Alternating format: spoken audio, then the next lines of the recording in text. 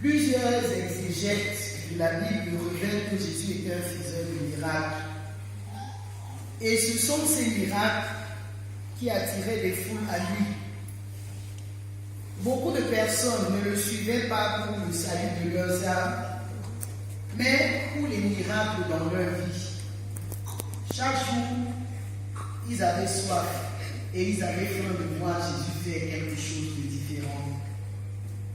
Jésus, quant à lui, ne cherchait pas à être célèbre au milieu de la foule, ni à prouver quoi que ce soit, mais à répondre spontanément, poussé par la compassion, aux besoins humains qu'il rencontre. Les miracles n'étaient donc pas les preuves de la divinité de Jésus, mais plutôt une conséquence de cette divinité. Qu'est-ce que je veux dire par là? Jésus ne faisait pas les miracles pour prouver qu'il est Dieu. Jésus faisait des miracles parce que c'était une conséquence directe du fait qu'il était Dieu. Jésus veut s'éloigner discrètement de la foule, mais celle-ci continue de le suivre. Jésus veut se mettre à l'écart avec ses disciples, du côté d'une ville appelée Bethsaïda. Certainement pour définir un nouvel objectif à atteindre avec eux, mais que faire de cette foule si envahissante?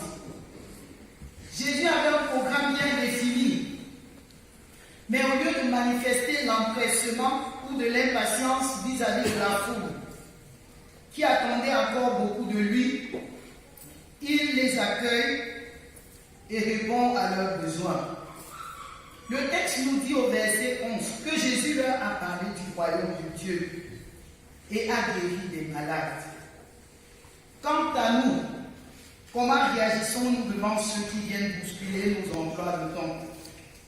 Nous les considérons comme des troupes de fête ou bien comme la raison de notre service.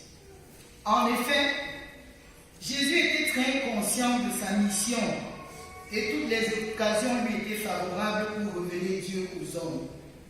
Très souvent, en tant que disciples de Jésus, nous ne savons ni à quoi nous sommes appelés, ni ce faire dans des situations précises. Et c'est à tort. Regardons un peu l'attitude des disciples à un moment donné. Selon eux, il faut absolument que Jésus renvoie la foule parce qu'elle a faim et parce que la nuit tombe. D'emblée, on dirait des personnes très sensibles aux besoins de la foule. Mais à y regarder de plus près, on voit en eux des personnes qui considèrent que la foule est un facteur gênant dans leur marche avec Jésus ou dans leur intimité avec lui, d'où l'urgence de la renvoyer. Contrairement à leur façon de voir les choses, Jésus a d'autres projets avec ces hommes et femmes qui ne se lassent de le suivre. Il veut les nourrir sur place. Il n'est pas question de les envoyer dans les contrées environnantes chercher de quoi manger, comme le pensent ses disciples. Il est question de résoudre un problème urgent, celui de la faim. C'est un problème qui ne peut pas attendre. D'où cette injonction à l'endroit des disciples, donnez-leur vous-même à manger. Les disciples jusqu'ici sont focalisés sur la réalité, le visible. En réalité, il n'y a rien à manger et il est d'ailleurs impossible pour eux de trouver de quoi nourrir 5000 hommes. Les 5 pains et les 2 poissons que possédait un enfant au milieu de cette foule étaient de loin insuffisants pour les satisfaire. Ces derniers veulent compter sur leur propre capacité, qu'ils trouvent d'ailleurs trop limitée pour répondre à ce genre d'attente. Il se trouve que ce manque est la bienvenue pour Jésus. C'est une occasion à saisir pour manifester la puissance de Dieu. Comme c'est compliqué, bien-aimé, laisse Dieu agir. Tu vas le dire à ton voisin. Comme c'est compliqué, laisse Dieu agir. Comme c'est compliqué, laisse Dieu agir. Amen. Jésus fait asseoir la foule. Et quand tout le monde est assis, Jésus rend grâce à Dieu. Le texte nous dit qu'il bénit les 5 pains et les 2 poissons et fait distribuer à la foule. Les disciples ont fait la distribution et curieusement, tous mangèrent et furent rassasiés et l'on emporta 12 paniers de reste. Qu'est-ce qui s'est passé subitement avec les 5 pains et les 2 poissons? Le miracle s'est accompli. Le pain et le poisson se sont multipliés au cours du partage, au point où on a eu des restes. Ce miracle est une preuve suffisante qu'au-delà des besoins spirituels des hommes, Jésus veut aussi combler leurs besoins physiologiques. Bien-aimé, Jésus n'est pas seulement venu pour te réconcilier avec Dieu, mais il est aussi venu pour la restauration de tous les aspects de ta vie. C'est pour que tu n'aies plus faim qu'il est là. C'est pour que tu ne sois plus malade qu'il est là. C'est pour que tu sois matériellement équilibré que Jésus est là. Donnez-leur vous-même à manger peut vouloir signifier que les disciples avaient assez reçu de Jésus pour être capables à leur tour de donner aux autres. C'est la preuve, bien-aimée, que l'enfant de Dieu que tu es suffisamment rempli pour être une source de bénédiction pour les autres. Donnez-leur vous-même à manger. C'est aussi la preuve que les ressources de Dieu en toi ne sont pas pour toi seul, mais surtout pour les autres que le Seigneur a placés autour de toi. Alors, en tant qu'enfant de Dieu, tu es la réponse de Dieu aux problèmes des autres. Tu es la solution de Dieu pour les autres. Voilà révélé le vrai caractère de Jésus. Il est solidaire des hommes et tourné vers eux. Non seulement il donne, mais il se donne.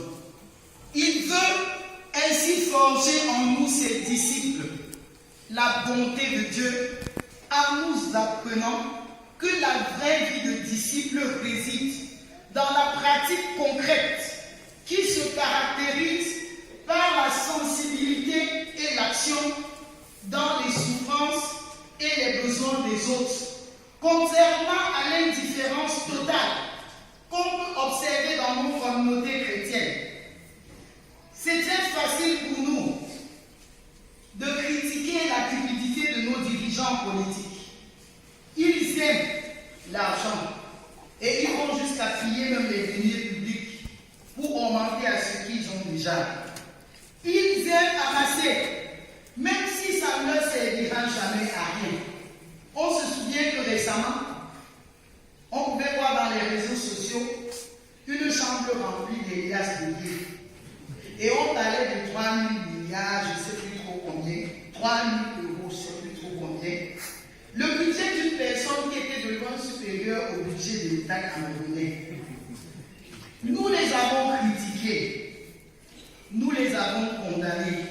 Mais que faisons-nous à notre niveau? Sais-tu combien de fois tu as fermé ton cœur à la situation difficile de quelqu'un à côté de toi? Sais-tu combien de fois ton chantier ou tes habits étaient plus importants que les médicaments d'un malade qui mourait sur son lit d'hôpital? Sais-tu combien de fois l'urgence d'acheter une nouvelle voiture a empêché à un élève dans ta famille ou dans ton quartier de bénéficier des fournitures scolaires à la rentrée? Devant Dieu, notre manque de compassion envers les autres est autant coupable que l'égocentrisme et les détournements des deniers publics. En réalité, chaque fois que nous n'avons pas répondu aux besoins de notre prochain, nous avons détourné pour eux la grâce de Dieu qui leur était réservée au travers de nous. Donnez-leur vous-même à manger. Faites de toi et de moi le prolongement de la main de Dieu pour un malade, pour un affamé, pour quelqu'un qui est nu, pour un prisonnier en quête de bien-être. En effet, Dieu nous enseigne ainsi qu'il ne descendra pas toujours du ciel par le miracle pour intervenir dans nos difficultés. Il se servira très souvent de ton prochain pour le faire. Il se servira très souvent de toi pour le faire pour ton prochain. Que les chrétiens comprennent enfin l'urgence de sortir des slogans qu'on a très souvent entendus de leur bouche, tels que « Frère, le Seigneur te fortifie, le Seigneur te soutienne. » Et puis quoi? Pendant qu'il est en train de mourir de faim. La grâce de Dieu est avec toi. Et puis quoi? Pendant qu'il manque de médicaments par rapport à sa maladie. À quel moment est-ce que tes paroles d'encouragement se transformeront en nourriture ou en remède pour son corps? C'est un devoir pour nous de devenir un acteur qui donne, qui secoue et qui soutient de façon concrète. Il a bien fallu dans cette situation de faim avec la foule partir de 5 pains et de 2 poissons pour nourrir une multitude. Jamais, miraculeusement, dans le manque, si tu n'as pas su mettre à sa disposition le peu que tu avais. Pour que les écluses des cieux s'ouvrent sur ta vie, tu dois être capable de donner à Dieu tout ce que tu as. La veuve de Sarepta n'a expérimenté la visitation permanente de Dieu qu'à partir du moment où elle a tout donné aux serviteurs. Tout ce qui lui restait dans sa maison, elle l'a mis à la disposition du serviteur de Dieu. Et elle n'a plus jamais manqué de rien. Dieu veut te faire passer de la stérilité à la fécondité, de la stagnation à l'élévation, du désert que tu es. Il veut faire de toi une terre arrosée. Chaque manque de ta vie est pour Dieu l'occasion de démontrer son amour et sa puissance. Mais ceci ne sera possible que si tu as un grand cœur à l'endroit des autres. Et si tu es capable de dire à ta raison ou à ton intelligence de sur terre, si les choses visibles nous suffisaient, nous n'aurions pas besoin de foi. Jésus peut se servir de ce qui est visible et le multiplier. Lorsque nos ressources paraissent insuffisantes pour nous, et pour les autres. Qu'il s'agisse des ressources spirituelles ou des ressources matérielles, remettons-les entre les mains de Dieu. Et nous ferons l'expérience que non seulement il y a suffisamment, mais aussi beaucoup de reste. Amen.